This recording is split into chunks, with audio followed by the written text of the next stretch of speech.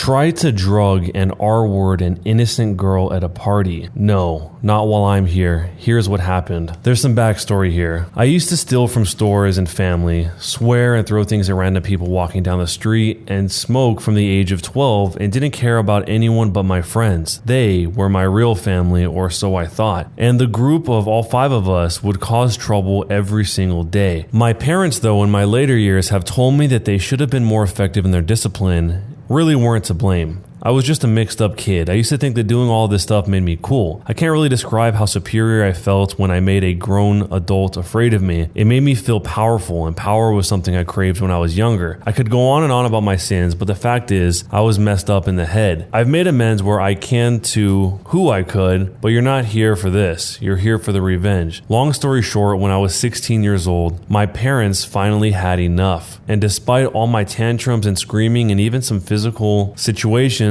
against my dad, they decided to put me in a school for troubled youth. I call it a school, but what it really was a military institution that taught discipline in the most brutally effective ways, while throwing in some literacy and numeracy classes along the way. Without going too much into detail, I'll say that this school changed me. While aggressive, violent, cocky, and totally off the hinges when I was first dumped at their doorstep, the man who ran this camp broke me down. I was there for just over a year. No phone calls, no visits from home, no access to the outside world. For 1 year, I had this camp and these counselors. These real-life, hard-as-nails men teach me just how much of a jerk I really was. By the end of my second summer, I was a changed kid. I had fought and screamed and gotten my butt kicked more times than I can count, but eventually, I was beaten down. These men taught me that real men simply don't act the way that I did, and that type of path I was headed down would lead me either in jail or dead. They were brutally honest about it, especially this one counselor, Jay. By the end of my stay, I considered Jay a second father. Though I hated him at first for making me feel inferior, he really did me a favor teaching me how toxic my behavior was, and to this day, I still think of him as something more of a hero. He was the main person who deemed me ready to be returned home. When I returned home, I had changed from a little jerk to a somewhat civilized young man ready to take on my last year of high school. I was nervous to go back since I had adapted to the disciplinary school lifestyle, but I was also excited. I missed my friends, and I hoped they would just accept me back despite the fact that I hadn't spoken to any of them in over a year. And to my relief, I was accepted back with open arms. One of my closest friends had moved states since I'd been away, but the other 3 were ecstatic to see me. Over the next few weeks, I settled down. I didn't spend a lot of time with them outside of school. My parents were kind of testing how much I've matured since returning, and were setting boundaries on when I could go out, how long I could stay out, and where I could go, etc. I was determined to prove to them that I wasn't the same screw-up that had ruined their lives all those years, so I followed their rules, and I only really talked to my friends during school. All of this is relevant because of what happened next. I had joined the school football team. All 3 of my friends were a part of it, and after one evening of practice, all my teammates were in the gym, sweaty and dirty, but pleased with ourselves. I was laughing and chatting with my 3 best friends so much I really didn't notice that we were the last ones left in the gym, but that's where the conversation started turning bad. One of my friends, I'll call him F1 for friend number 1 for simplicity, started telling me about a college party that they were all planning to go to and how they'd been crashing college parties for a few months now since it was easy access to girls and getting sloshed. I was hesitant about it because I didn't think my mom and dad would agree to let me go, but then F1, friend 1, started talking about this girl he was planning on inviting. A girl who went to the same school as us, but not one I thought F1 had any real relationship with. I knew her, but I didn't know her. He started to tell my other friends and me that he'd been trying to get frisky with her for a while, and she kept making excuses, so he planned on taking her to the party and finally smashing. When I asked him in a joking way, "What makes you so sure she won't reject you again?" he looked me dead in the eye and said as casually as you please, the most chilling sentence I have ever heard in my life. "I'm just gonna slip something in her drink. It'll loosen her up, no problem." At first, I kind of awkwardly laughed, thinking it was some kind of messed up joke, but they weren't laughing with me. When I asked him if he was serious, he told me he was sick of her BS games and knew she was just stringing him along and that the pills would just make things easier. I could could not believe my ears. I excused myself from the conversation pretty quickly and practically bolted home, most likely driving through several stop signs, but I really don't remember. I spent the whole night convincing myself that my friends were just messing around. A few more days passed, and the conversation in the locker room is all but forgotten, though they hadn't shut up about the party and kept insisting I should just sneak out and join them. I got called a wimp repeatedly for telling them I wasn't going because of my parents, but again, I just brushed it off. Then it finally hit the fan. During yet another after-school training session, we all end up last in the lockers, and friend 1, F1, does something I never would have expected in 1,000 years. All three of them have been talking about this party the whole time. Then F1 starts rummaging through his gym bag, tells us to look at this, and tosses F2, friend 2, a small bag of little pink pills. Immediately, I feel the blood drain from my face like bombs going off in my head, and a voice in my mind screaming, "Oh my God, this is really happening. This is serious. Oh my God." It's really hard to describe what I was feeling when F1 started going into detail about how he planned on inviting the girl to the party, slipping something into her drink, and making use of one of the frat boys' bedroom for a few hours. I was sick. Like literally, I could have hurled everything from my stomach all over the floor as I listened to all three of them talk about how awesome the party was going to be after just describing what they were going to do to this girl. I couldn't take it, and again, I ran off. I actually did end up puking later that night, going over and over in my head what I had just witnessed. I just couldn't believe it.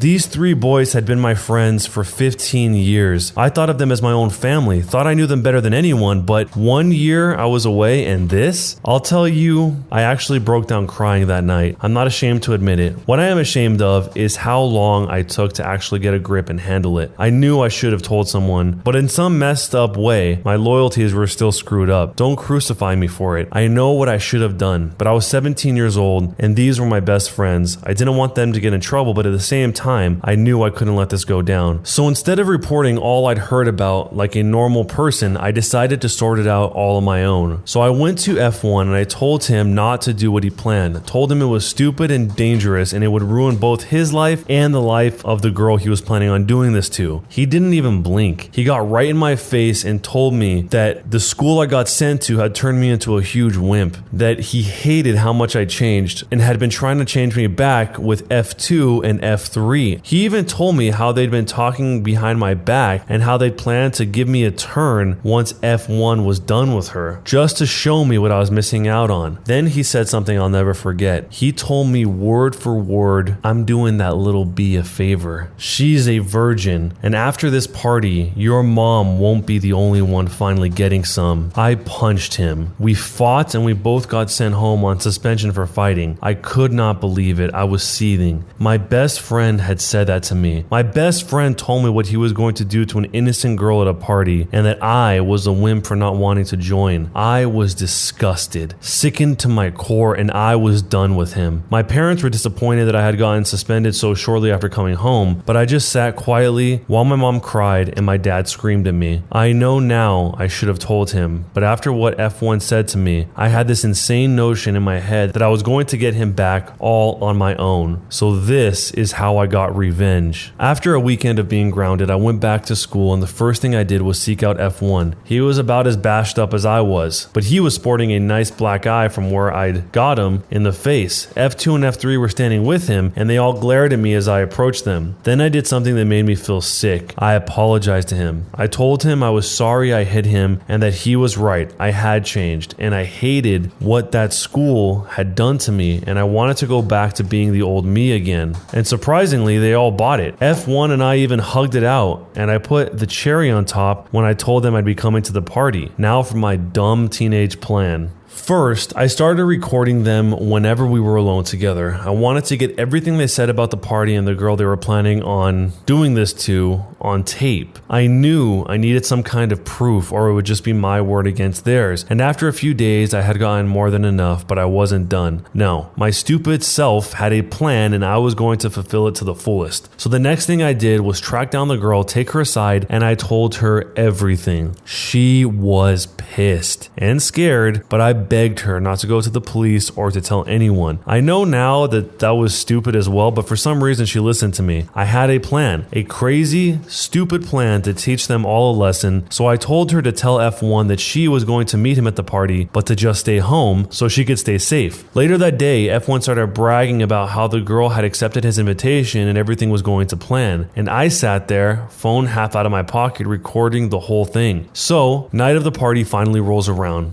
and I sneak out because, I was grounded. I think it's worth mentioning that I wasn't filled with vindication and self-righteousness throughout the whole night. I was second-guessing myself. I had doubts, but in some strange way I felt betrayed. These 3 boys had been my brother since before I could throw a punch, and I felt betrayed that they had gone down this road. What messed with me in my head even more was the possibility that I might have been just like them if my parents hadn't sent me away. It was a strange moment of realization to come to in the middle of a crowded frat house surrounded by sloshed idiots, but you take what life throws at you. So the night goes on and F1 is getting steadily more frustrated that the girl he invited hadn't shown up. I'd made sure to keep him in my sights for the whole night, not wanting him to decide that any old girl would do if he couldn't take the one he wanted. I kept an eye on all of them, watching as they drank and drank while I stayed as level-headed as possible with some water inside of a can. When midnight came, all 3 of them were totally plastered, and I knew that all the girls at the party would be safe by then. By this time, the crowd is dying down and a few people who couldn't hold their bellies from being so sloshed were already passed out around the house. And now was my time to shine. While all 3 of them were occupied with a game, I hunted in F1's bag and found a little bag of pink pills. Here's what I did, something I'm not particularly proud of, but I'll tell you anyway. I slipped 1 pill into 3 drinks each and handed them to my friends and then waited. It didn't take long before all 3 were passed out on the floor, along with quite a few other party guests. I then took out a black permanent marker from my bag and wrote the word therapist on their foreheads without the word the. I took pictures and immediately uploaded them to our school's Facebook page so everyone who attended our school would see. Admittedly, I didn't really think this part through since I not only did this in full view of every other conscious person at the party, but also knew that the photos wouldn't last long on the school site before they were taken down. But since it was such a small school in a small town, I didn't doubt that a whole bunch of people would see it before a teacher removed the posts, and that's exactly what I wanted. Next came the recordings. When I got home, I got a verbal bludgeoning from my parents for sneaking out, but they stopped when I finally told them what had been happening. They were both shocked and a little bit in disbelief, but when I played them both the recordings I saved on my phone, they were just as sickened as I was. I was silent in the car as my dad drove me to the police station, receiving a lecture about how I should have just come to him in the first place, and what I've done at the party wasn't necessary, but I felt like it was at the time. My phone had already been blown up with other students commenting on the pictures of my 3 ex-friends with that word written on their foreheads, and while a lot just laughed at them, many were questioning if there was any truth to it. It was what I wanted. I wanted everyone to know what they really were so they had nowhere to hide. The hours at the police station were admittedly very scary. I was still debating with myself whether or not I did the right thing, but my friends had chosen their own fate. I still felt hurt and betrayed that they'd allowed themselves to become this way, and even though I felt a little guilty for potentially ruining their future, I did what I thought had to be done. And long story short, the recordings were enough to get all of them on charges of planning to commit a crime. Since the girl F1 had been planning on drugging had been named, her parents were understandably furious and demanded that all 3 of my ex-friends to be arrested. I would have been too, were it not for the girl telling her parents in the courts that I had warned her to stay away from F1 and the party. I was charged for my use of an illegal substance since I admitted to using the pills on my 3 ex-friends, and also for battery since the permanent marker was seen as a form of assault. But luckily, I never got jail time. I did get a boatload of community service though. All 3 of them were tried as adults in a case for this attempted crime, but only F1 actually got jail time since he was the one who'd gotten the pills and was the one who admitted to wanting to use them. The other 2 only got probation and community service for being accessories, but were completely shunned in our town. No one ever let them forget. I was prepared for the backlash, ready to be jumped by them or something, but strangely enough, I think seeing F1 go to jail for what he did seemed to knock some sense into the 2 of them, and they wised up enough to actually get into college without football scholarships since they were both kicked off the team. They never came anywhere near me again, which surprised me, but I no longer cared. In my mind, my friends were dead to me long before all this went down, and by this time I moved moved away to college. It was all behind me. I'm now in my final year of college and I still think about those three sometimes. I think about how if my parents hadn't sent me to that special school, I may have ended up just like them. Oddly enough, I do miss them at times, but I know it's just a memory of the kids I miss, not the men they turned into. I thank my parents continuously for sending me to that place and even got some approval from Jay when I felt man enough to tell him what happened. I don't know what will happen to F1 when he gets out of jail, but a part of me hopes he learns his lesson and moves on with his life like I have. This is probably one of the most serious and intense stories that we've seen on the channel so far, because what these guys were planning on doing was beyond horrific. Even though the OP